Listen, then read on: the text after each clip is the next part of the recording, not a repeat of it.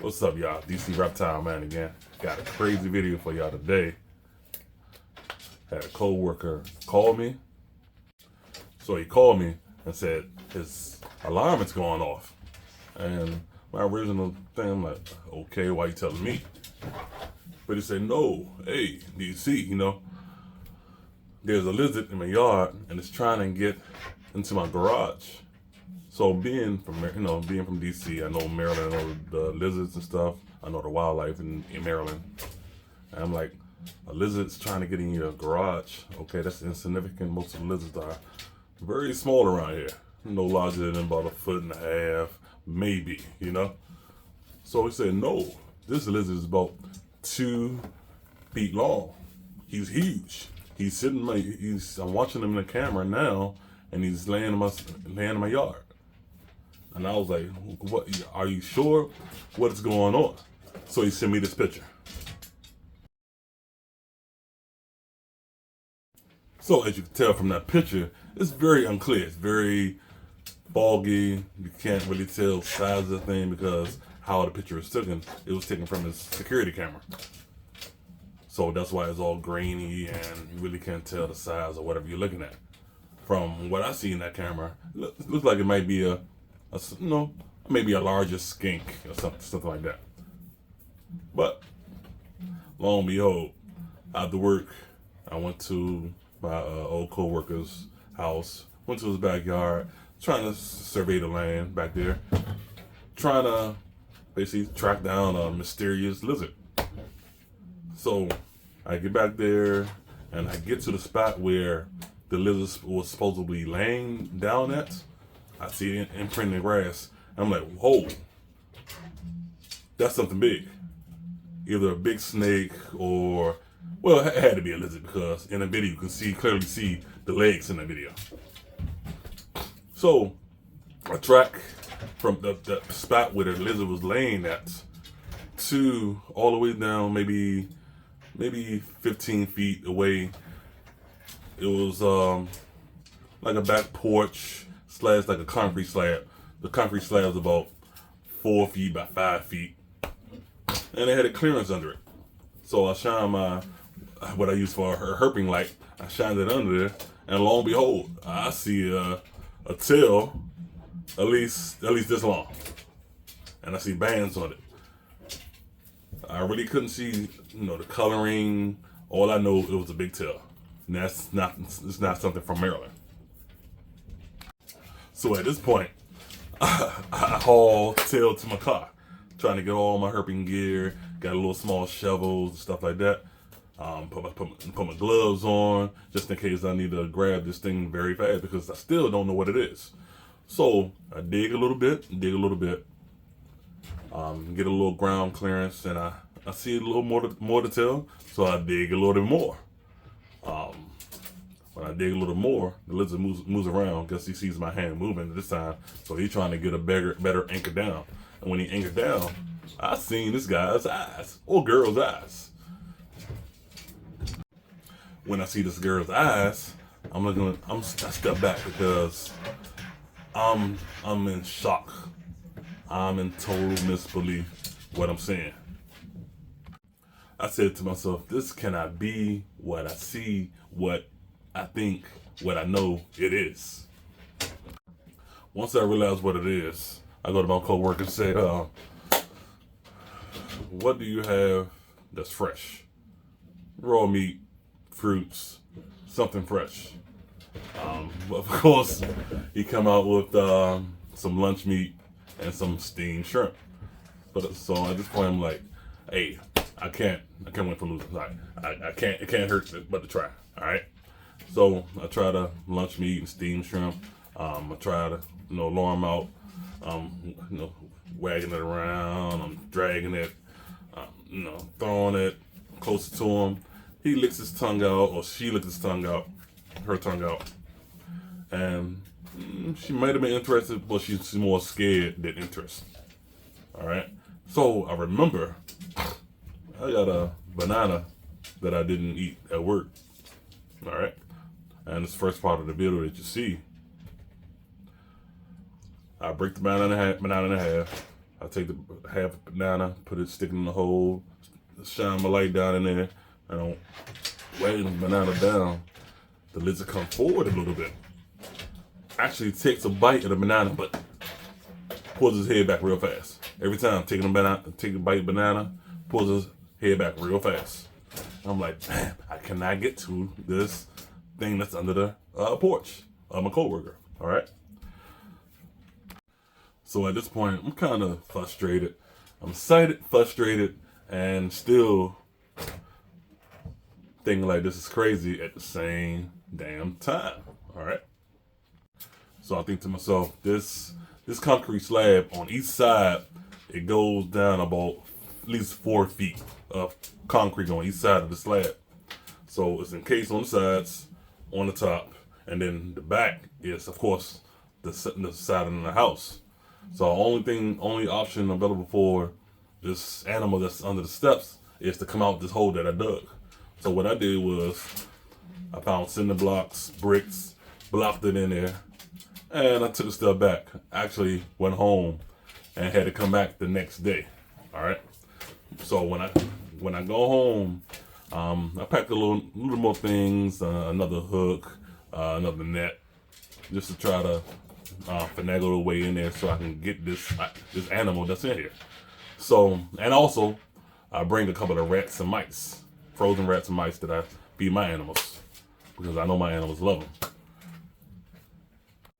So the next day I get to my coworker's house, going around his backyard, and I'm pumped, I'm psyched. I'm like, I'm about to get this animal back. This nice animal. I'm about to get him or her. All right.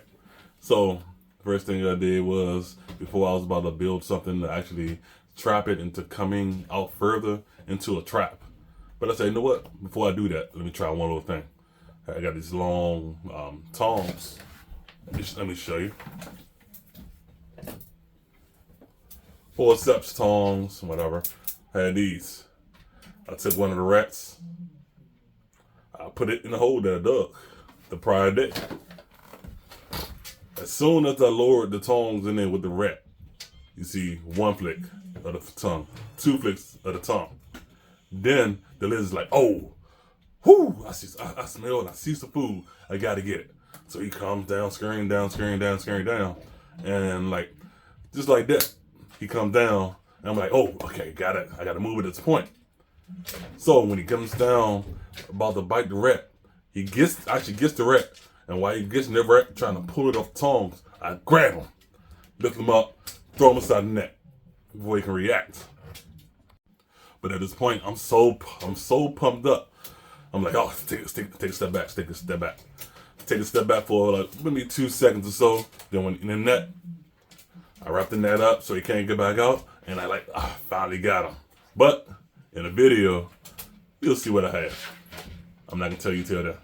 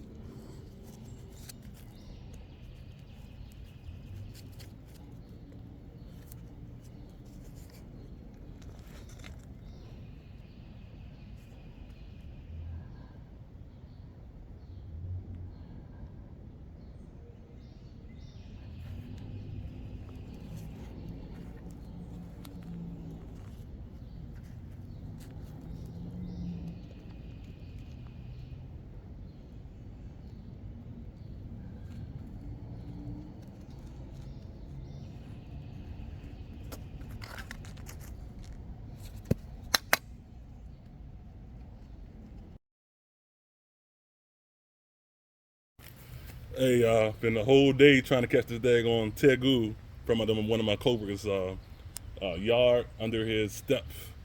Took a whole day. Mr. Ford's house, thank you very much. Mr. Ford's house. But we finally got him. It's about a 2.5 foot red tegu, which I'm pretty sure is somebody's pet that escaped.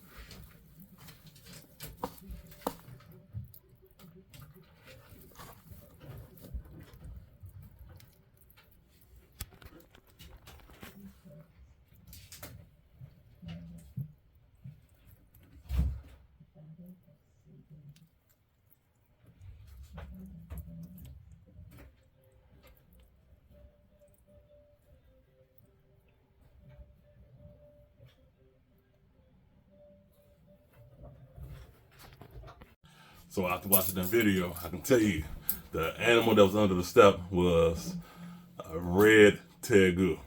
Now, of course, this animal had to be somebody's pet. They got loose. How long it's been released or escaped, I have no clue. But this animal is about a yearling, maybe a little closer to 1.5 years or so, because this red tegu is about the size of my baby tegu from last year that I hatched out. He's actually a little smaller than one of my big males from last year. So anywhere from a year, 1.5 years, I say. So at this point, what I'm going to do is I'm going to assess them. I've already fed them, gave them some water, or I haven't even sexed it. It might be a little too hard to sex because of the age of it.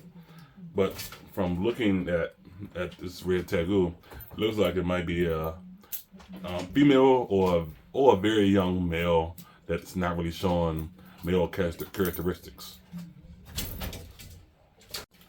But the main thing out of this video that I wanted to share, there's a lot of us breeding animals, buying exotic animals, and it can be a lot sometimes. But try your best not to let your animals get away from you, run free. Don't have them outside thinking that they can't get away or you're next or something is not going to spook them. Because I live in Maryland. I know tegus aren't in Maryland, but some people may see that tegu, which is not a large tegu right now because it's young. Oh, it's a demon lizard. It's an alligator. A lot of people just don't know. So to keep your animals safe and animals that are natural to where you're from, keep your animals to yourself. Keep them secure all the time. Don't let them get away from you. So at this point, just be responsible. You know your limitations.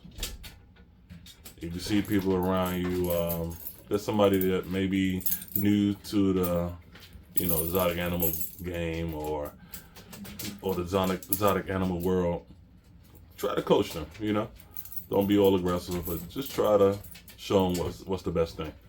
Just so future legislations won't ban these animals. Because all these animals are nice to have. They're nice to interact with. All my animals anyway. That's how I believe. All my animals are nice to interact with. I like seeing them grow. I like growing them out. especially once they start having babies and the babies grow up and seeing the diversity of the genes and what carries down the genes.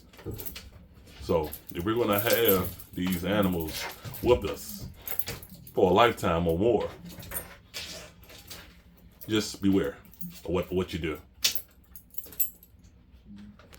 So after watching that video and me saying what I said, if you like everything that you've seen, if you like the information, if you like the content, or if you don't, or if you just want to see more, like, subscribe, and share my channel to everyone you know.